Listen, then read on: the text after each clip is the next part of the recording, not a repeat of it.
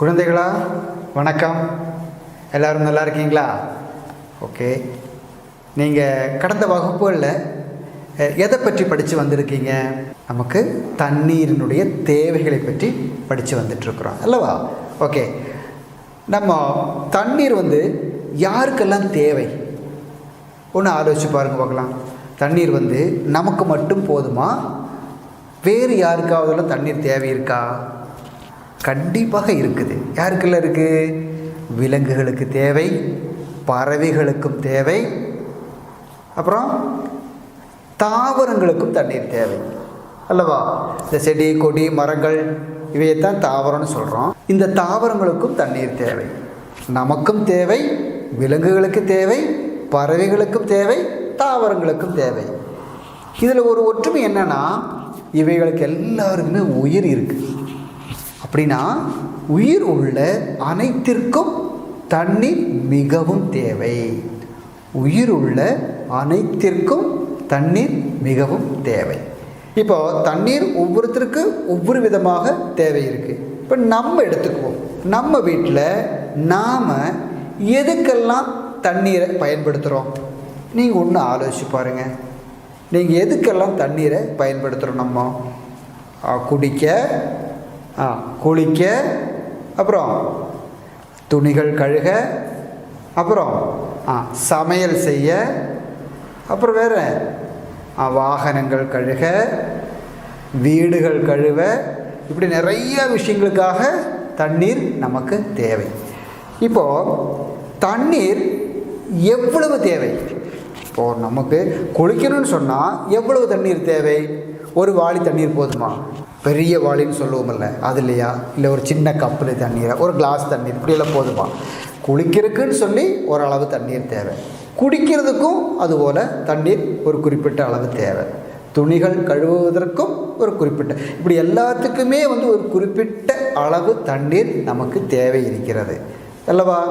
அப்போது ஒரு நாளைக்கு நாம் குடிக்கிறதுக்காகவும், குளிக்கிறதுக்காகவும், துணிகள் கழுவ, சமையல் செய்ய, நம்ம வீட்டில் உள்ள செல்ல பிராணிகளுக்கு, அடுத்தது நம்ம வளர்த்தக்கூடிய மரம் செடி கொடி இந்த மாதிரி தாவரங்களுக்கு, இப்படி எல்லாம் சேர்த்து நமக்கு ஒரு நாளைக்கு எவ்வளவு வாளி தண்ணீர் தேவை அதை நீங்கள் கண்டுபிடிக்கணும். நம்ம வீட்டில் எவ்வளவு தண்ணீர் தேவைன்னு அது பாருங்கள். புத்தகத்தில் பக்கம் 109 அதை எடுத்தீங்கன்னா அதில் நம்மளுடைய தேவைகளை எழுதணும். நான் ஒன்று வாசித்து காட்டுறேன். அந்த புத்தகத்தை ஒன்று பாருங்கள். நாம் வேறு என்னென்ன தேவைகளுக்காக தண்ணீரை பயன்படுத்துகிறோம்? ஒன்று குளிப்பதற்கு, பூந்தோட்டத்திற்கு, சமையல் செய்வதற்கு, விவசாயத்திற்கு. இனி அங்கே இருக்கிற 2 புள்ளிகள்லையும் நீங்கள் உங்களுக்கு மனசில் வரக்கூடிய தேவைகள் என்னங்கிறத அதில் எழுதணும். சரியா? என்னெல்லாம் தேவைக்காக தண்ணீரை இனியும் பயன்படுத்துகிறோம் அப்படிங்கிற அந்த தேவையை அந்த 2 புள்ளிகளிலும் நீங்கள் எழுத வேண்டும். அந்த 2 புள்ளியிலும் மற்ற தேவைகள், அதாவது அதில் எழுதாத தேவைகளை நீங்கள் எழுதணும். திரும்ப நம்ம எவ்வளவு தண்ணீர் தேவைன்னு கேட்டோம் அல்லவா? ஒரு நாளைக்கு நாம் எவ்வளவு தண்ணீர் பயன்படுத்துகிறோம் ஒவ்வொன்றுக்கும். இப்போ நம்ம அங்கே எழுதின தேவைகள் எல்லாம் நீங்கள் யோசிச்சு பாருங்கள். குளிப்பதற்கு கொஞ்சம், குடிப்பதற்கு, சமைப்பதற்கு, விவசாயத்திற்கு, இந்த மாதிரி பல தேவைகள் இருக்குது. ஒவ்வொன்றுக்கும் எவ்வளவு தண்ணீர் தேவை அப்படிங்கிற ஒரு அளவு நம்ம எழுதணும். பாருங்கள், இதுதான் வாளி. இதைத்தான் நம்ம வாளின்னு சொல்கிறோம். இந்த வாளியில் எவ்வளவு வாளி தண்ணீர், இந்த போல் வாளியில் எவ்வளவு வாளி தண்ணீர் நம்ம வீட்டுக்கு ஒவ்வொரு தேவைக்கும் பயன்படுத்திக்கிறோம்? குளிப்பதற்கோ, துணிகள் கழுவுவதற்கோ, சமையலுக்கோ, எதுக்காக இருந்தாலும். இப்போ குளிப்பதற்குனா இதில் எத்தனை வாளி தண்ணீர் வேண்டும்? சமைப்பதற்கு என்றால் இதில் எத்தனை வாளி தண்ணீர் வேண்டும்? அதுபோல் துணிகள் கழுவுவதாக இருந்தாலும் இந்த வாளியில் எவ்வளவு வாளி தண்ணீர் வேணும் அப்படிங்கிற ஒரு சின்ன ஒரு கணக்கை நம்ம ஊகிச்சு அந்த பட்டியலை நிரப்பி நீங்கள் தரணும். ஓகேவா? ஒரு நாளைக்கு நமக்கு மொத்தம் எத்தனை வாளி தண்ணீர் தேவைப்படுகிறது அப்படிங்கிற கணக்கு நமக்கு தெரிஞ்சிடும். அந்த பட்டியலை நிரப்பிட்டிங்கன்னா அதில் மொத்தம் எவ்வளவு அப்படின்னு கண்டுபிடிச்சிட்டா நம்ம ஒரு நாளைக்கு பயன்படுத்தக்கூடிய தண்ணீர் அதுதான்.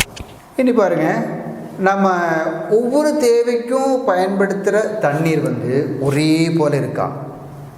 குடிக்கிறதுக்கு எவ்வளோ தண்ணீரோ அதுதான் குளிக்கிறதுக்கும் தேவையா?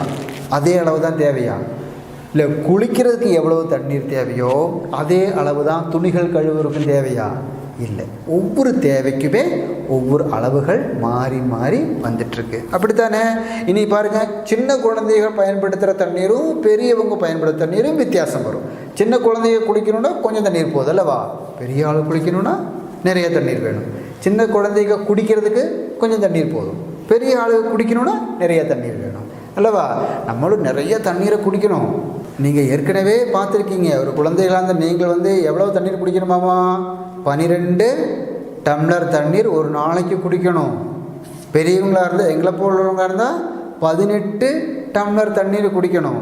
அப்படி ஒவ்வொருத்தருக்கும் தண்ணீர் குடிக்கிறவுடைய தண்ணீரின் அளவு மாறுபட்டுகிட்டே இருக்குது. குழந்தைகளாக நம்ம இப்போது ஒரு வீட்டில் எவ்வளவு தண்ணீர் நமக்கு தேவைப்படுகிறதுன்னு பார்த்தோம்.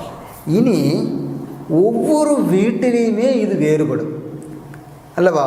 நமது நண்பர் வீட்டில் எவ்வளவு தண்ணீரை செலவு பண்ணுறாங்களோ அதே அளவு நம்ம வீட்டில் இருக்காது.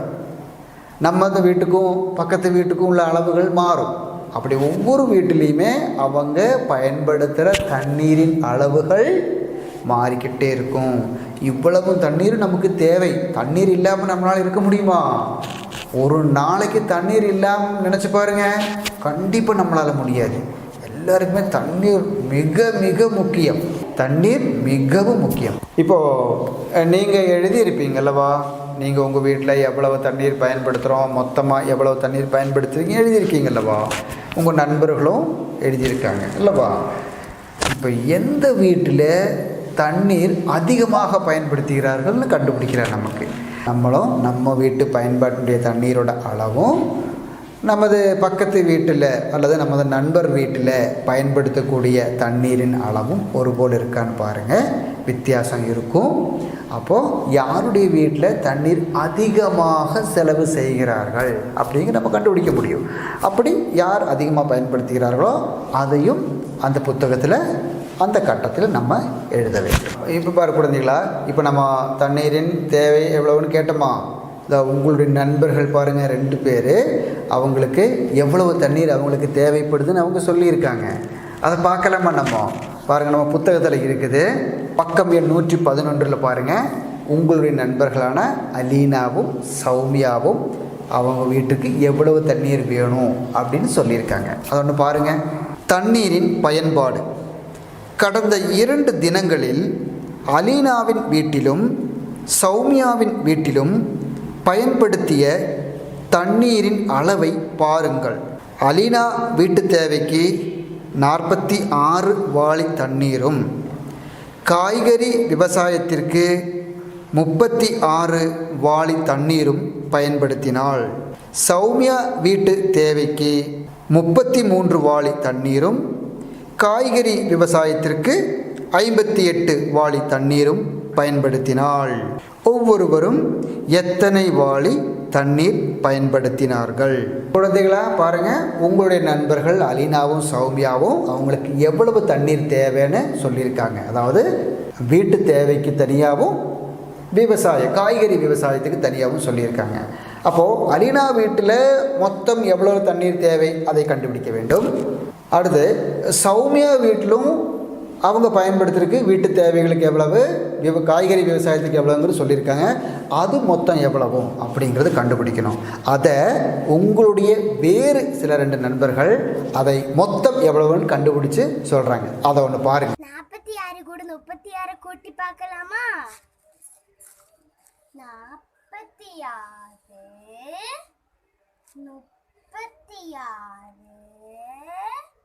கூட்டல்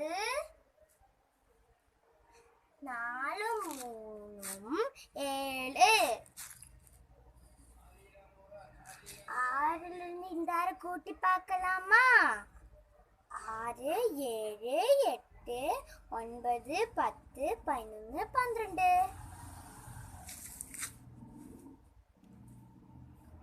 7 கூட 1 சேர்த்தனா 8. இந்த 2 எடுத்து இங்க போட்டோம்னா விடை 82. இனி 33யும் 58யும் கூட்டலாமா? 3 இன்னைக்கு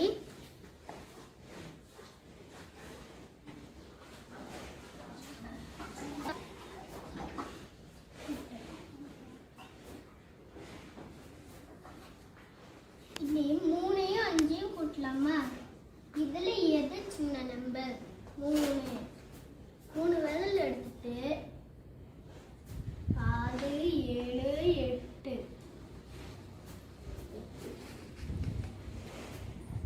8 இனி 3யும் 8யும் கூட்டலாமா? எதுல இது சின்ன நம்பர்? 3 9 10 11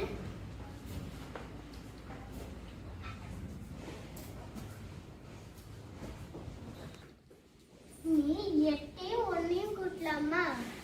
8 முடிஞ்சு 9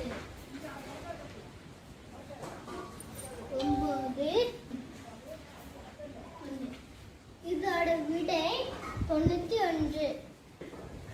அலீனாவோடையும் நம்ம சௌமியாவோடையும் வீட்டில் எவ்வளவு தண்ணீர் தேவை அப்படிங்கிறத, மொத்தம் எவ்வளவு தண்ணீர் தேவை அப்படிங்கிறத இப்போ நீங்கள் அந்த குழந்தைகள் எழுதி காண்பித்ததை பார்த்தீர்கள். ஓகே, இனி உங்களுடைய இரு தோழி அறிவழகி எங்கே போனா? அறிவழகி அவங்க அப்பா கூட பயணம் போயிருக்கிறாங்க சார். ஓ அப்படியா, அப்பா கூட போயிருக்காளா? குழந்தைகளா, நம்ம இவ்வளோ நேரம் இந்த அலீனாவோடதும் சௌமியாவோடதும் உங்களெல்லாம் பார்த்தோம். இந்த அறிவழகி என்ன செய்கிறா அப்படிங்கிறத பார்க்கலாமா? வாங்க, 111ஆம் பக்கம் எடுத்து பாருங்கள். குப்பி தண்ணீரின் விலை. அறிவழகி அப்பாவுடன் ஒரு பயணம் சென்றாள். அறிவழகினுடைய அப்பா என்ன சொன்னா பாருங்க, குப்பி தண்ணீர் வாங்குவோம். அப்போ அறிவழகி சொல்கிறா, குடி தண்ணீர் எடுக்க மறந்து விட்டேன் அப்பா. உடனே கடைக்காரரோட பேர் மோகன். அவர் என்ன சொன்னார் பாருங்க, ஒரு குப்பி தண்ணீரின் விலை 20 ரூபாய். குழந்தைகளா, நம்ம அறிவழகி அவளோட அப்பாவோட ஒரு இடத்துக்கு பயணம் போயிருக்காங்க. இப்போ நீங்களும் உங்கள் அப்பாவோட உங்கள் அம்மாவோட நீங்களும் இப்படி வெளியெல்லாம் நம்ம பயணம் செல்வோம் அல்லவா? போகும்போது நமக்கு தான் தண்ணீர், குடி தண்ணீர் கண்டிப்பாக தேவையல்லவா? போயிட்டுருக்கோம், நமக்கு குடி தண்ணீர் தேவைன்னு நம்ம என்ன பண்ணுவோம்? குடி தண்ணீரை கொண்டு போவோம். நீங்களாம் மறக்காமல் தண்ணீர் எடுத்துகிட்டு போவீங்கல்லவா? ஒரு பாட்டிலில் ஒரு குப்பியில் தண்ணீர் கொண்டு போவீங்கல்லவா? ஓகே, அதுபோல் நம்ம எப்பவுமே கொண்டு போகணும். இல்லாமல் இருந்தால் என்ன ஆகும்? நமக்கு வெளியே போய் தண்ணி தாகம் அடித்ததுன்னா இந்த மாதிரி கடையில் போய் ஒரு பாட்டில், ஒரு குப்பி தண்ணீர் வாங்கணும். ஒரு குப்பி தண்ணீர் என்ன விலைன்னு சொல்லியிருக்கிறவங்க?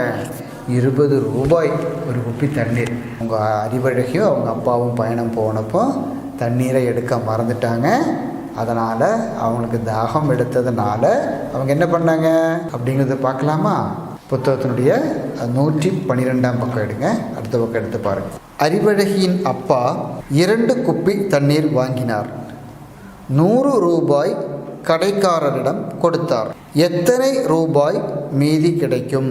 என்னாச்சு? அறிவழகி குப்பி தண்ணீர் வாங்கினாளா? எவ்வளவு குப்பி தண்ணீர் வாங்கினாள்? 2 குப்பி தண்ணீர் வாங்கினாங்க. ஒரு குப்பி தண்ணீரோட விலை எவ்வளவு? 20 ரூபாய். எத்தனை குப்பி தண்ணீர் வாங்கினாள்? 2 குப்பி தண்ணீர் வாங்கினாள். இவங்க பணம் எத்தனை கொடுத்தாரு அவங்க அப்பா? 100 ரூபாய் கொடுத்துருக்காங்க. மீதி பணம் வாங்கணும். எவ்வளோ வாங்கியிருப்பாங்க அது ஒன்று பார்க்கலாமா? அறிவழகியும் அவங்க அப்பாவும் கடைக்கு போய் தண்ணீர் பாட்டில் வாங்கினாங்க. அதுதான் நம்ம கணக்காக செய்து பார்க்க போகிறோம். அவங்க எத்தனை பாட்டில் வாங்கினாங்க? 2 பாட்டில். ஒரு பாட்டிலோட விலை எத்தனை? 20 ரூபாய். ஓகேவா? அப்போது அவங்க வாங்கினது 2 பாட்டில். 2 பாட்டிலுக்கு எத்தனை ரூபாய்? 20 கூட்டல் 20 40 ரூபாய். அறிவழகியோட அப்பா இந்த தண்ணீர் பாட்டில் வாங்குறதுக்காக எத்தனை ரூபாய் கடைக்காரரிடம் கொடுத்தார்? 100 ரூபாய். ஓகே, அப்போ அவருக்கு 100 ரூபாயில் இந்த தண்ணீர் பாட்டிலுடைய விலை போக மீதி அவர் கையில் கொடுக்கணும். அப்போ 100 ரூபாயிலிருந்து தண்ணீர் பாட்டில் எத்தனை ரூபாய் 2 சேர்த்து 40 என்று சொல்லுவோம். 100 ரூபாயிலிருந்து 40 ரூபாய் போக மீதி எவ்வளவு அப்படிங்கிறத கண்டுபிடிக்க போறோம். பார்க்கலாமா? 100 ரூபாய், 2 தண்ணீர் பாட்டிலுடைய விலை மொத்தம் எவ்வளவு? 40 ரூபாய். அப்போ 100 ரூபாயிலிருந்து 40 ரூபாயை கழிக்க வேண்டும். 100லிருந்து 40 கழித்தால் மீதி எவ்வளவு என்று தெரியும். கழித்து விடுவோமா? புதிய முறையில் கழிக்க போறோம். இந்த 1 கழிக்கிறோம், 1 விரல் எடுக்கிறோம், 0 விரல் என்று மடக்கிறோம். 0 இல்லை, அப்ப இந்த 1 அப்படியே இலை எடுக்கிறோம். திரும்ப 0 விரல் எடுத்து 4 விரலை மடக்க வேண்டும். 0 விரல் சொன்னா எடுத்து 4 விரலை மடக்க முடியாது. அப்ப நம்ம என்ன சொன்னோம்? இந்த 1ஐ வெட்டி இதற்கு முன்னில் உள்ள எண்ணை எழுத வேண்டும். இதற்கு முன்னில் உள்ள எண்ணை என்ன? 0. அதை எழுத வேண்டும். அப்போ 4உடன் எவ்வளவு கூட்டினால் 10 கிடைக்கும்? எவ்வளவு கூட்டினால் 10 கிடைக்கும்?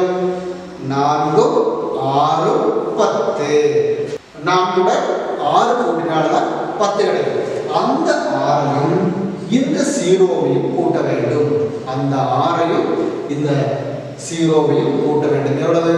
6 0 கூட்டினால் எவ்வளவு? 6. திரும்ப இங்கே 0லிருந்து 0 கழிக்கிறது. அது 0வை விடை 60.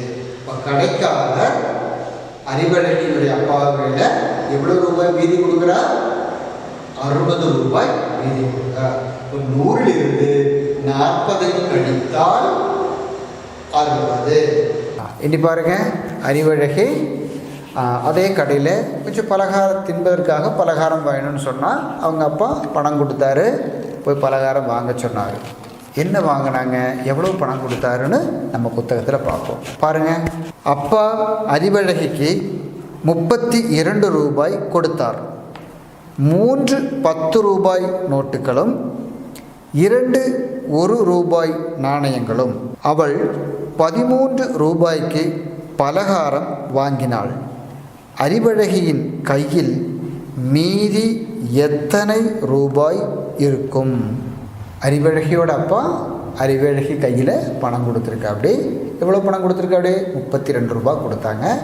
அறிவழகி கடைக்கு போய் தின்பதற்காக பலகாரம் வாங்கியிருக்கிறாள். எத்தனை ரூபாய்க்கு? 13 ரூபாய்க்கு பலகாரம் வாங்கியிருக்கிறாள். அப்போது 32 ரூபாய் கையில் இருக்குது. 13 ரூபாய்க்கு பலகாரம் வாங்கினாள். 13 ரூபாய் இனி இவள் கடைக்காரருக்கு கொடுக்க வேண்டும் அல்லவா? அதை எப்படி கொடுத்தாள் என்பதை பார்க்கலாமா? புத்தகத்தில் பாருங்கள். அவள் 13 ரூபாய்க்கு பலகாரம் வாங்கினாள். அறிவழகியின் கையில் மீதி எத்தனை ரூபாய் இருக்கும்? அப்போது அறிவழகியின் அப்பா கொடுத்தது எத்தனை ரூபாய்? 32 ரூபாய். அப்போ அந்த கட்டத்தில் 32 எழுத வேண்டும். கடைக்கு கொடுக்க வேண்டியது எத்தனை ரூபாய்? 13 ரூபாய். அப்போது அந்த கட்டத்தில் 13 என்று எழுத வேண்டும். இங்கே 13 ரூபாய் எவ்வாறு கொடுப்பாள்? அறிவழகி கடைக்காரருக்கு 13 ரூபாய் கொடுக்கணும்னு சொன்னோம். எப்படி 13 ரூபாய் நம்ம கொடுப்போம்? குழந்தைகளா, அறிவழகியோட அப்பா அறிவழகி கையில் கொடுத்த பணம் தான் 32. அதுதான் இங்கே இருக்குது பாருங்கள். இந்த 3 10 ரூபாய் நோட்டுகளும் 2 1 ரூபாய் நாணயங்களும் அறிவழகியோட அப்பா அறிவழகி கிட்ட கொடுத்துருக்காங்க. அறிவழகி கடைக்கு எத்தனை ரூபாய் கொடுக்க வேண்டும்? 13 ரூபாய் கொடுக்க வேண்டும். இதில் எப்படி 13 ரூபாய் கொடுக்கறது? சாதாரணமாக 13 ரூபாய் கொடுக்க வேண்டும் என்றால் ஒரு 10 ரூபாய் நோட்டும் 3 1 ரூபாய் நாணயமும் கொடுக்கலாம்.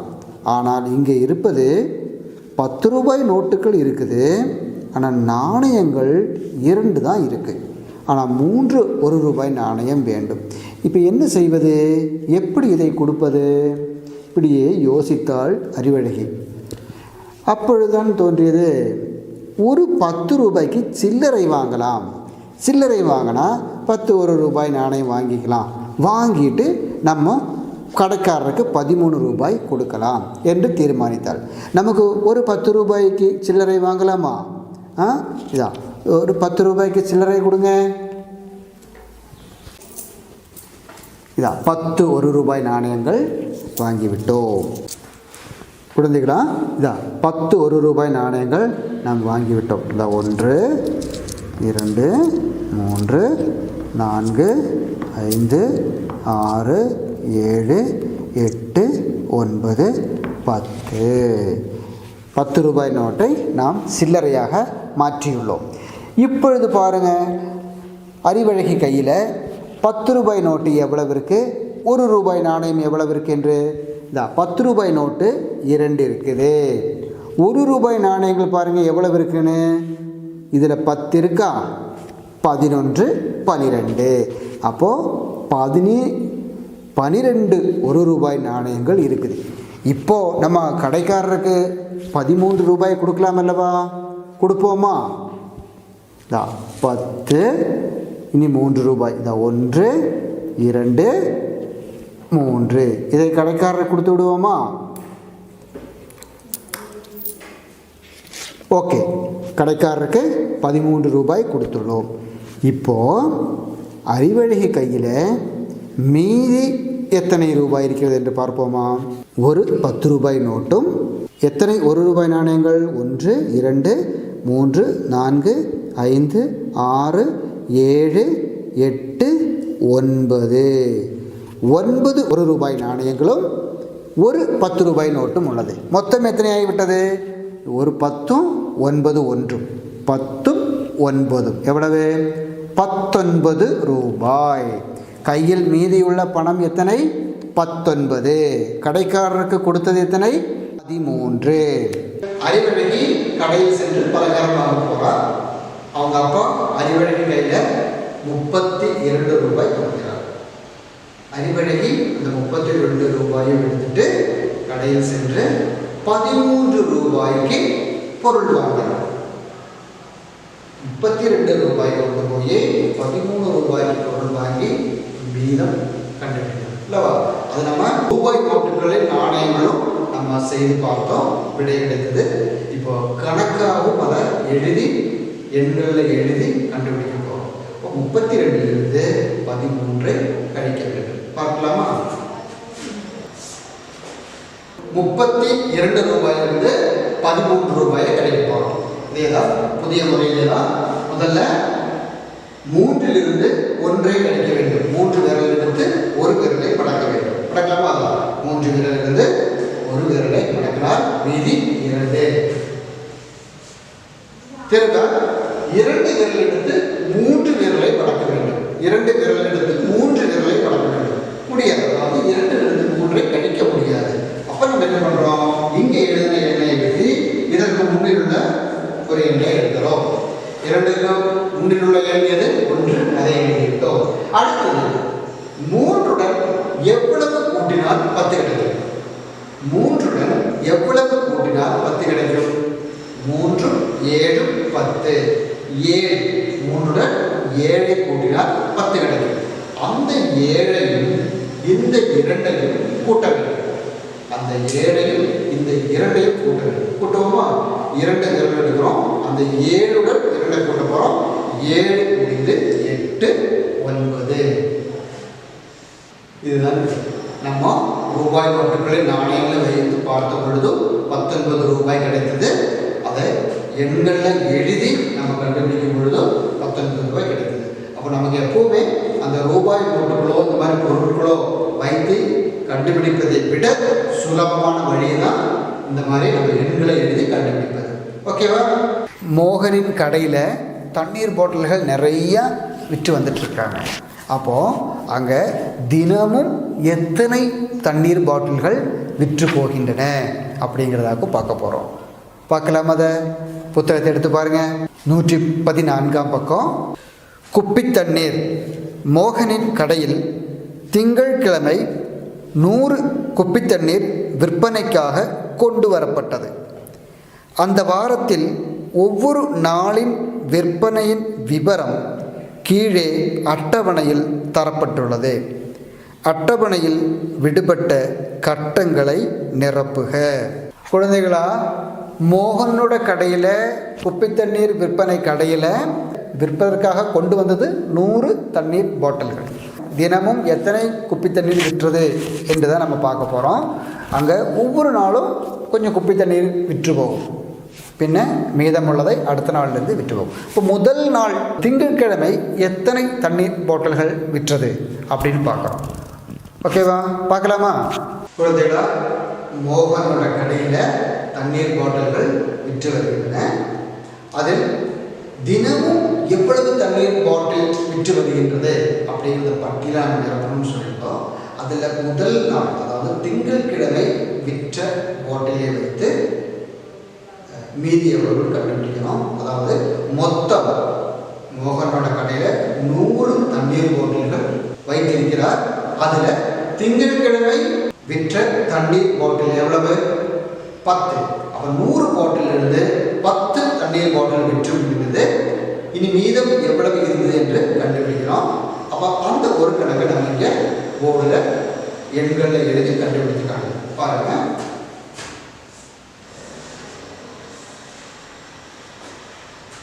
தண்ணீர் பாட்டில் கடையில் இருக்குது. திங்கட்கிழமை, அதாவது முதல் நாள் திங்கட்கிழமை விற்ற தண்ணீர் பாட்டில் 10. அப்போ அந்த 100லிருந்து 10 கழித்தால் எவ்வளவு என்று கிடைக்கும். கழிக்கிறோம். இதே போல முதல்ல இந்த 1லிருந்து 0 கழிக்கிறோம். 0ல் அதை மீண்டும் அந்த 1 எழுதுகிறோம். திரும்ப 0லிருந்து 1 கழிக்க முடியாது. திரும்ப இந்த எண்ணை வெட்டி இதற்கு முன்னில் உள்ள 0 எழுத வேண்டும். இதை எழுத வேண்டாம். திரும்ப 1உடன் எவ்வளவு கூட்டினால் 10 கிடைக்கும்? 1 9 10. 1உடன் 9ஐ கூட்டினால் 10 கிடைக்கும்.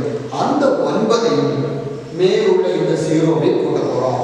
9ம் 0வும் கூட்டினால் 9 ஆகும். திரும்ப பாருங்க, 0லிருந்து 0 கழிச்சா 0. எவ்வளவு? 90. அப்போ மோகனோட கடையில் முதல் நாள் தண்ணீர் பாட்டில் விற்ற பிறகு மீதி கிடைத்தது 90. மொத்தம் 100 பாட்டில்கள் கடையில் இருந்தது. முதல் நாள் திங்கட்கிழமை 10 தண்ணீர் பாட்டில்கள் விற்று தீர்ந்தன. திரும்ப அன்றைக்கு மீதியான தண்ணீர் பாட்டில்கள் 90. இந்த 90 பாட்டில் தான் அடுத்த நாளான செவ்வாய்க்கிழமை காலையில் இருக்கும். அப்படித்தானே? இனி அந்த 90 பாட்டிலிருந்து அன்னைக்கு செவ்வாய்க்கிழமை எவ்வளவு தண்ணீர் பாட்டில் விற்று தீர்ந்து அதில் இருக்கு, நம்ம பட்டியலில் இருக்கு. அதையும் கழித்து மீதியை கண்டுபிடிக்கணும். இப்படி ஒவ்வொரு நாளும் நம்ம விற்ற தண்ணீர் பாட்டில்களை கழித்து கண்டுபிடிக்க வேண்டும். ஓகே, இப்போ நம்ம அதை பார்த்தோம் இல்லவா? அப்போ 100 குப்பி தண்ணீர் பாட்டிலை கொண்டு வந்ததில் 10 குப்பி தண்ணீர் பாட்டில் விற்றது.